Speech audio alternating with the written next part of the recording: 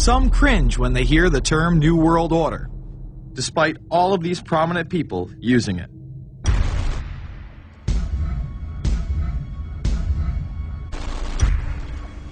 The world that maybe some people dreamt of at that conference back in Bournemouth, when it looked as if maybe history would end, that liberal democracy would triumph, that free market economics would slowly progress, and we'd have a new world order.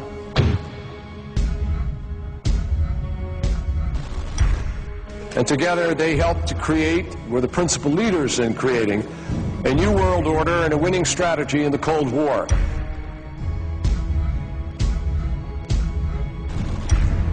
We are part of a new world order. And as the recently departed Admiral William J. Crowe once said, it's long on new and it's short on order.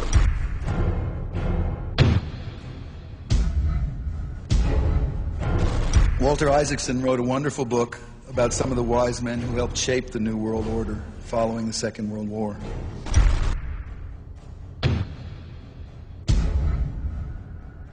As we devise a way forward in Iraq, I urge the international community to embrace its responsibility for creating that new world order. A new world order based upon collective action.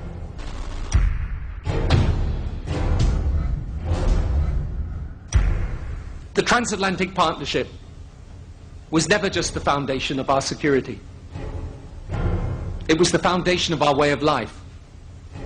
It was forged an experience of the most bitter and anguished kind.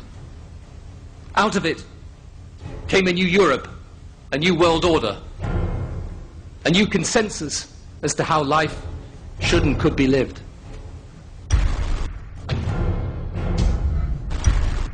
And just like that, it was gone. It was a new world order. That's what President George H. Bush said. Harvard historian Francis Fukuyama pronounced the end of history. What's the religion of Israel? Israeli. Muslim. Islamic. Catholic, probably. What religion are Buddhist monks? Buddhist monks. Buddhist monk. Islamic, I don't know. Who won the Vietnam War? We did. And who was... Wait, were we even in the Vietnam War? Okay, good. Who was Fidel Castro? A singer. How many sides does a triangle have? Damn, 4. There's no sides. 1. What is the currency used in the United Kingdom? What's the currency in the United Kingdom? What is it? The United Kingdom, I don't know. Possibly American money. Queen Elizabeth's money? That's all I know. Name a country that begins with U. A country? Yeah. What about this one? What? The United States of America. How many buildings fell in New York City on September 11th? 2. Pentagon and the Twin Towers, those fucking Arabians. Oh, okay, not counting the Pentagon. So he's saying four buildings? Technically, the Twin Towers were 2 buildings. Do you guys know what building 7 is? Yeah. No. So why are you saying 2 then? The Twin Towers were 2 buildings. The Twin Towers were 2 buildings. I love Parade Day so much. All right. How many buildings fell in New York City on September 11th? 2? 2 of them. All right. How many buildings fell in New York City on September 11th? 2. 2 buildings? All right. Guys, how many buildings fell in New York City on September 11th? Many. How many? 2? Okay, thank you. 2, man. How many buildings fell in New York City on September 11th? How many fell? How many buildings fell on New York? 2 buildings. Is that your answer too? Yeah, sure. From what we know. From what you know? From what they told us. From what they told us? Yeah. Okay. Who's Britney Spears' ex-husband? Kevin Federline. Kevin Federline. Kevin Federline. K-Fed. The 2 teams that just played in the Super Bowl recently. The Steelers and the Cardinals. Steelers and the Cardinals. Yeah. All right. What is the Bill of Rights? Oh, it's, The Bill of Oh, I know what you're doing. I know what the Bill of Rights is. It's What are the Bill of Rights? I don't know. Freedom of speech. Oh, right? wait. Isn't there You're neighbor allowed one? to bear arms. And it's like we learned it in politics, but I wasn't really listening. What is the Bilderberg Group? What no idea. Not a clue. What now? Bilderberg Group? Bilderberg Group, yeah. Don't know anything about the Bilderberg Group. The what? The what? The Bilderberg Group. Just Bilderberg? No. Wait, what is it? The Bilderberg Group. Bilderberg, no. They build birds? No, they don't build bergs, no. So, the Bilderberg Group it's a group of some of the most powerful people in the world in business, politics, media, some of the most wealthiest people. They gather once a year in a 5-star hotel somewhere in the world, once in the United States and once somewhere else, and they actually get together and discuss foreign policy, and they change the direction of the world. Bill Clinton has been to the Bilderberg meetings, so has Hillary Clinton while she was running for president. Barack Obama has been there, and what they do is when they get together, they start discussing things, and it's in private. I think it's being guarded by a bunch of military.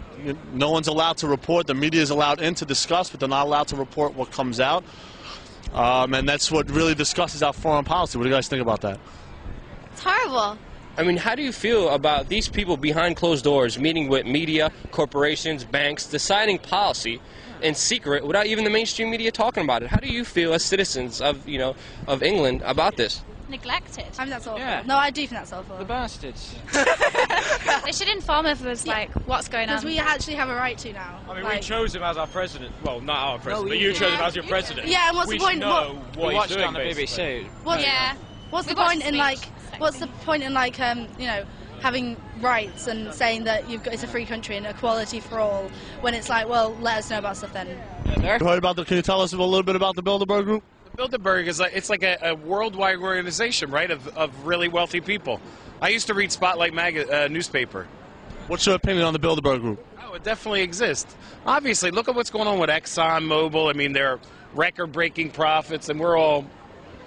Do you think our president should be conferring with the Bilderberg Group when he makes his policies? No, he shouldn't be, but of course, it's all about money and making profit, right?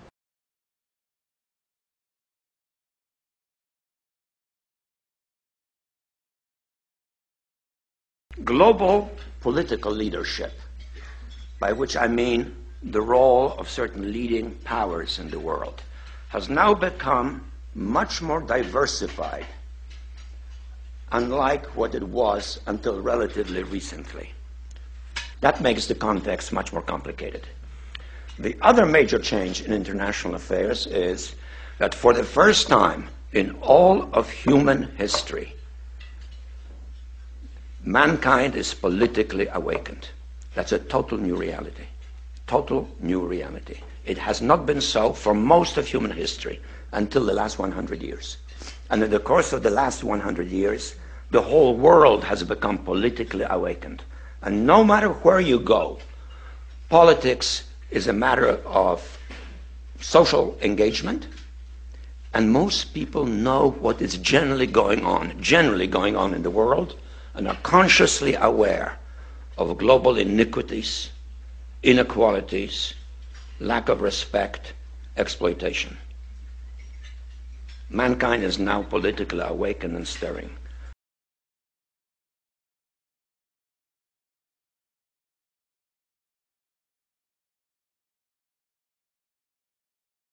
Wearing an elaborate brown robe and a shiny pin in the shape of Africa, and reading from hand-scrawled notes on scraps of paper, he tossed a copy of the UN Charter, blamed the H1N1 swine flu virus on an unnamed foreign military, was meant in the beginning to be used as a military weapon, complained about having jet lag. All of you are tired having jet lag. And referred to President Obama as my son. Even my son Obama said that. He said this is a historical one. In the audience, the representative from Cameroon was rubbing his eyes, and a Chinese representative was laughing. As the speech continued, with spittle flying out of his mouth at one point, Gaddafi defended the Taliban and the Somali pirates and implicated the Israelis in the assassination of JFK. At one point, the exhausted interpreter was replaced by a fresh one. Jews for the Israelis. This solution, the two-state solution, is not... After 1 hour, 35 minutes, and 6 seconds... He's always an unpredictable public speaker, but this time President Mahmoud Ahmadinejad has outdone himself. There were raised eyebrows even among Iran's allies in the UN General Assembly's annual ministerial meeting, where Mr. Ahmadinejad suggested that the 9/11 attacks were staged by America to save Israel. The US delegation walked out of the meeting in New York rather than wait for details of the Iranian leader's conspiracy theory. For the record, Mr. Ahmadinejad espoused the theory that segments within the US government orchestrated the terror attacks on September the 11th, 2001 to reverse the declining American economy and its grip on the Middle East in order to save the Zionist regime. He went on to claim that the majority of the American people, as well as most nations and politicians around the world, agree with this version of events.